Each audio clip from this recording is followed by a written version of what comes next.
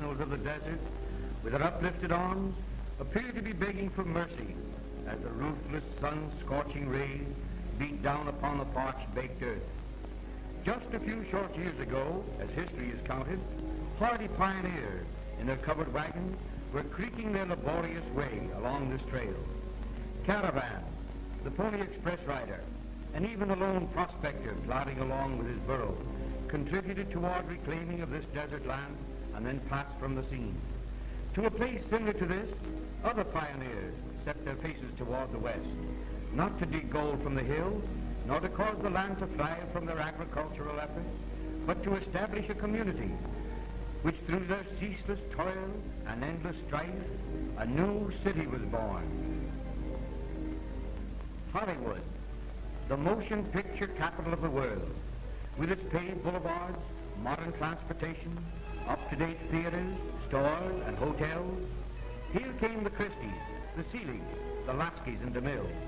They converted old ranch houses and barns into studios. Here they worked and grew, and today this Hollywood Boulevard is a monument to their success. Here the star, the extra, the kiddie actor, they lunch, shop, and go to see themselves upon the screen. Here you catch a glimpse of a famous actress riding by in her limousine, or some actor resplendent in his gorgeous uniform, or perhaps a Roman gladiator shopping for a new toothbrush. We are now going to take you to a few of Hollywood's first studios. This old landmark is now being demolished to make way for an ultra-modern building, and the once costly brick and lumber is now free for the asking. In its heyday, this studio was the pride of the picture profession, being the first to elevate itself from a mere barn to a real institution. And under these great arches, Charles Chaplin, Mabel Normand, Ben Turpin, and Chester Conklin enacted many a pie-throwing comedy. On these very sets, Gloria Swanson, Wallace Beery, Phyllis Haver, and Louise Frazenda appeared before the camera for the first time. This old rumpled structure was once the dressing room of Miss Normand, one of the greatest comedians of the silver screen, who has made countless millions laugh, and in other days of depression made them forget their troubles. And this is all that remains of Miss Normand's private bath, now in a state of wreckage and ruin, built of marble and stained tile, with fittings of silver. One had to be a star in one's own right to rate such luxury in those days. The white marble tub that once contained perfume water now holds the plaster which has fallen from the collapsed ceiling.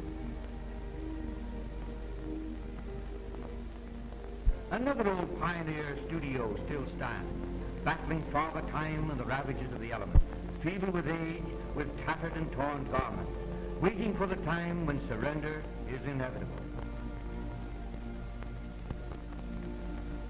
And on this gloomy old stage, there is still evidence of former activity. I dare say that the spirits of those who have passed on do revisit the scenes they have helped make immemorial, disturbed only by the casual visit of an inquisitive bat or the occasional hoot of a lone owl. In these abandoned dressing rooms, Bibi Daniels, Marie Prevost, Ruth Rowland, and many others changed swiftly from one costume, age, and clime to another. The construction was so designed that with the aid of a few boards, a bit of canvas, and the necessary paint, the whole scene could be transformed into a penitentiary or even the deck of a ship. Overhead, countless panes of glass allowed the sunlight to filter down upon the stage. And as the light shone down upon a chosen few, others endeavored to climb the almost insurmountable heights. They waited day in and day out on this seat outside of the casting room door. And so often they waited in vain, this seat became known as the mourner's bench. Quite frequently, some ambitious actor was called from this bench and, trembling with uncertainty, went forth to fame and fortune, while others, less fortunate, did not meet the same kind fate. And they became the face on the cutting room floor. After probably weeks of hard work and untiring effort, the scenes in which they had enacted were ruthlessly cut out as being unsatisfactory. We find this old cutting room with remnants of many hopes and endeavors banished and thrown to the floor, abandoned and left to the merciless march of progress. This time-worn gate was the entrance to the mill, which ground out celluloid drama, mirth, sorrow, greed, and lust. The rusty padlock and chain still cling to the iron grill, and the key has been lost forever.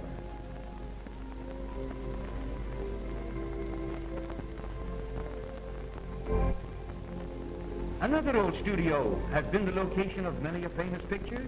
Now subway trains lying in the wreckage of South Sea villages, palm trees mingle with Eskimo igloos, churches and houses of ill repute side by side, country banks abutting on east side tenements, the schooner captained by John Barrymore who pursued Moby Dick, log cabins and Hindu temples back to back. Truly, this is a beachcomber's paradise. And now as we walk into a nice, quiet neighborhood with its gardens and waving poplar trees, the absence of life is very noticeable. But as we continue, we discover that it is just another old scene that has served its usefulness and is today another ghost of the past. And just around the corner, back to this quiet street scene, we come upon immense columns, wonderfully wrought by master craftsmen, exact reproduction of old-world temples, not fashioned of granite or other durable stones, but composed of plaster and burlap, used just once and then deserted. And here stands the remains of a massive Egyptian temple scene, probably used in some historical ancient play, with the ever-present wooden supports bracing the supposed to be stone columns. These gargoyles, upon closer inspection, prove again the ability of the studio workman, the master.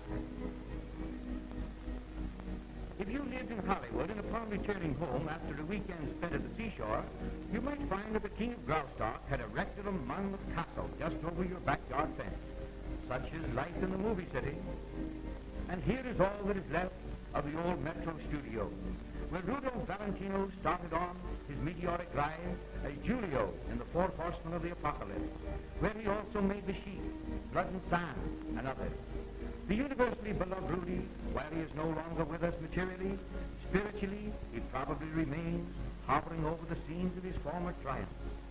And hidden among these unassuming and now dilapidated dressing rooms, we come to upon the door, where this star donned his various makeup and applied the grease paint.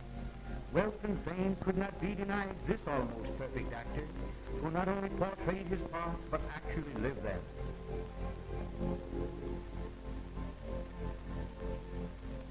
And so upon, he built a beautiful home and surrounded himself with a luxury that had been denied him in his earlier days.